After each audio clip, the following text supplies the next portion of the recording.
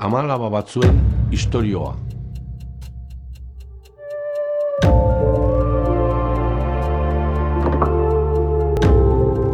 Alabazan edo ez bazan, entzun dadila naiz irratian. Momen zen famili bat, ama bat, seme alabekin. Eta zuten aitarik.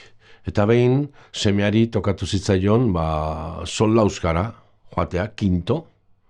Eta arrebak esan zion, nola joango aiz kinto, nola joango aiz. Eta orduan gure ama zeinek zainduko du, zeinek landuko ditu lurrak eta, ara, igelitu ahi etxean, eta ni joango naiz armadara.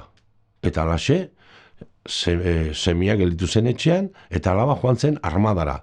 Eta jaztu zen, kuartelera, eta antxe hartu zuten, eta konpainia batean utzi zuten. Eta ministro bat etorri omen zen, tropak begiratzea bere alabarekin. Eta alaxe ikusi zutenean, alabak esan zu, begira ze soldadu ederra, eta aita, nola duki dezakezu alako soldadu ator? Nola, zer, ez dauka ikasketarik edo?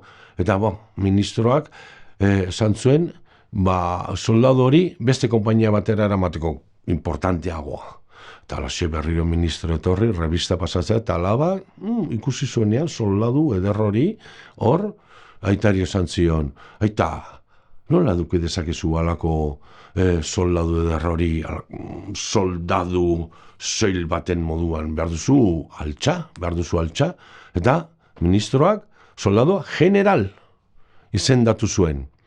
Eta general zegoela, labak esan zuen, ni eskonduko nitzake general batekin, eta alaxe, eskondu ziren generala eta ministroaren alaba. Baina, alaba ez zegoen pozik, gerra heldu behitzen, eta generala bidali zuten Italiara, gerrara, eta ministroari esan zion, lasai ministro, ni bakarrik joango naiz, eta etxaiei aurre egingo diet, eta tira, hola nahi baduzu, eta joan zen generala, bere karroza hartuta, bidean, eta bidean topatu zuen alako amon atxo bat bidean, eta nora zoaz, eta gerla tokatu eta gerlara noa, ongi da, baina topatuko itxuzu 3 gizon bidean, eta galdetuko dizuten nora zoazen, eta zuk esan, gerrara, eta zurekin joango mendira.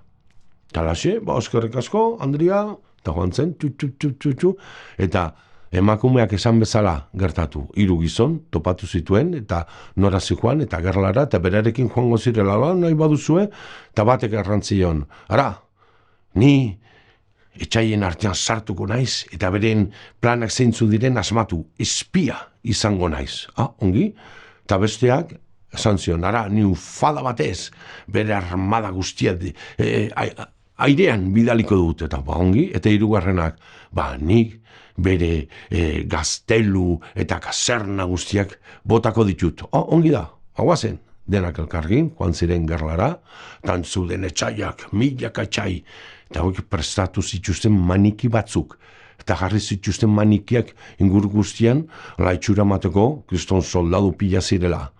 Eta txaiak orduan hasi ziren bere kainoiak eta dena botatzen manikien kontra, pim-pom, bum-bum. Eta orduan, gizon batek egin zuen ufada batez, zean bala eta kainoi bola guztiak etxaien kontra. Eta denak suntxitu ziren. Eta laxe, gerra, irabazi zuten. Errez, ez da?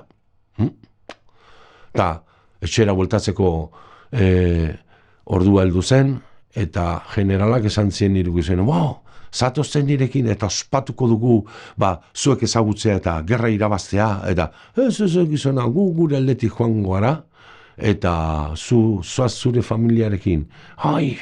Nola, eskertuko dizuet dena, niregatik egin duzuen guztia, baina ordurako gizonak desagertuak ziren.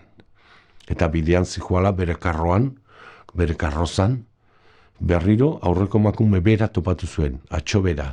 Eta atxoak esan zion, ea dena ondo joan zen. Eta primera, zuk esan bezala, gertatu da.